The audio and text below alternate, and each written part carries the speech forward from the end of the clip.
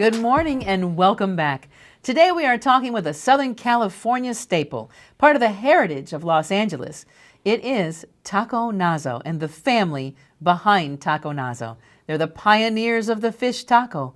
If you haven't ever tried it, you're going to want to find a location. With me today, Maritza and Thelma, two sisters, part of the big family that runs Taco Nazo. So we were talking in the last segment about some of the difficulties that can happen when you're working with family, because it's inevitable. I don't care whether you're family, you're not family. You get a couple of women in a place, eventually there's going to be some head bumping. You get especially with family. You were saying that you ended up working at one of the locations where your younger brother was actually your boss. Yes. Oh, that had to rub you the wrong way. Yes. Occasionally. Okay. Yeah, just a little. Uh-huh. Just a little. Yes.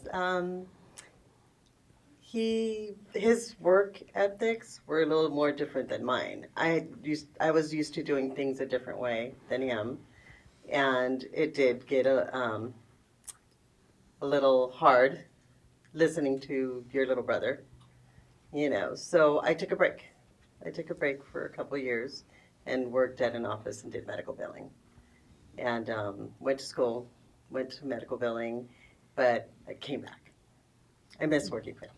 Now, let's talk a little bit about that, because there are some people out there who make that decision to not work with family, and then I'm going to do something else. Mm-hmm. But you came back. What brought you back? What was the desire to come back and work with family?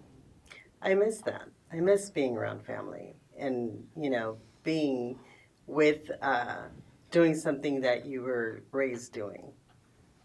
That whole family vibe, the whole tradition of, that's what we were. We did restaurant, we did tacos. So that was more of what I knew and how I was raised. So Thelma, I know that there is a story in here somewhere about an avocado being hurled at someone's head, because apparently you weren't very happy that day. Tell me about that day. Well, this is our early years, and we were getting the catering truck ready, and my brother Gilbert was sitting on the other side of the table, and he said probably something smart aleck to me, and I got an avocado seed, and I tossed it. I didn't mean to hit him as hard as I did, but I did hit him in the lip, and it got back. So my dad was, of course, very angry, but I think that was the first time I talked myself out of a spanking. How old were you? Probably 12. I mean, very young. And I just remember my dad. This is me telling him, I think I'm old enough now that I don't think I need to be spanked. I understand that I did something wrong, going on to this big, long spiel, and he just laughed and walked away. I'm like, okay, I got out of that one. Yeah. So as you got older, talk about some of the difficulties of working with a family and running 6 locations. That's got to be difficult. Because I'm sure everybody has their own ideas about how things should be done. And are there like large meetings where you all decide if there's something new that's going to be added to the menu, or how you're going to handle Lent, or how you're going to handle like summers when people are out and they're coming, for more things on a Sunday afternoon? Yes, we meet every week. We meet Tuesdays and Fridays. And that's where we talk about everything that we're going to do the next, whether it's a week or a season or whatever else is coming up, and how we want to run the company. It's not always unanimous. We don't always all vote the same way, but we have a lot of respect for each other. And but we've grown to have that respect. I mean, this isn't something that you just, it's been 40 years. We've learned to understand that we all want the restaurant to go a certain way. So we're better off getting on the same page and moving it the same way. And it's getting a lot easier because, like I said, the boys are getting a lot older, and they are very centered in what they want. And also, we have a lot of respect for each other. I think that's the key, too. Nobody feels that they're superior than anybody else. We just are here to do a good job. And we all have the understanding that we know who we work for. We work for her. Obviously, we work for God, everything we do, but definitely work for my mom, Mom is still in charge. Yeah. And we care what she thinks. And, when you come into our restaurants, we care what you eat, because we represent her, and we want to make sure that you have the best experience possible.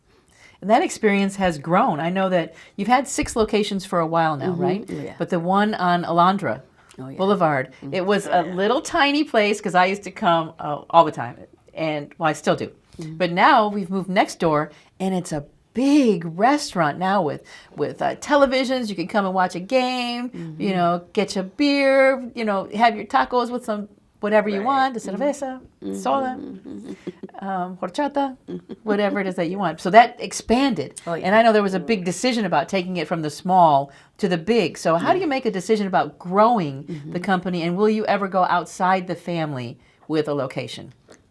Well, right now, that location there was a new concept that Omar thought of, that he thought, you know, I wonder if this works. And what we're learning is that that concept is working. A lot of people love, you know, being able to have a place to sit, drink their beer, and stay a little longer.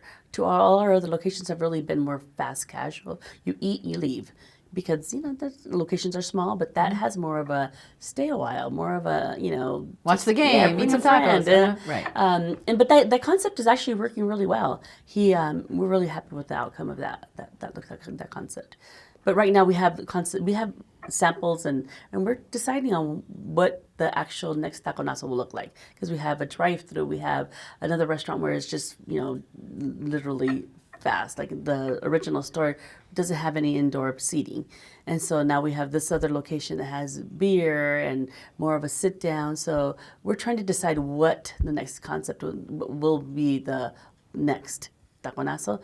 But going outside of the family, I don't know that we will. I mean, we like being family owned and operated. We like working together and building this, and we'll see how big it'll go. So from each of you, I'd like a couple sentence advice to, what advice would you have given your 20-year-old self? We'll start with you, Maritza. Just a couple sentences to your 20-year-old self. Work harder, go to school. You know, actually, it's a lot of sacrifice. So, you know, stay strong. I would go back to school. I would party more. I would just take the time to get to know who I was a little bit more. I think we got lost in who we were in running a business, but definitely go back to school. Taco Nazo, a Southern California tradition. If you haven't tried it, you need to get over there and tell them Josefa sent you. But have a lot of fun looking them up. TacoNazo.com is where we can go find out. And on Instagram, Taco Nazo, Facebook, Taco Nazo, it's all there. The pioneers of the fish tacos, my dear friends, an incredible family. Thank you so much for being a part of the show today. Thank you so much for being with us. And once again, I'm going to leave you with these words.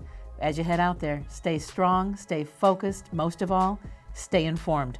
I'll see you again right here on the Josefa Salinas Show.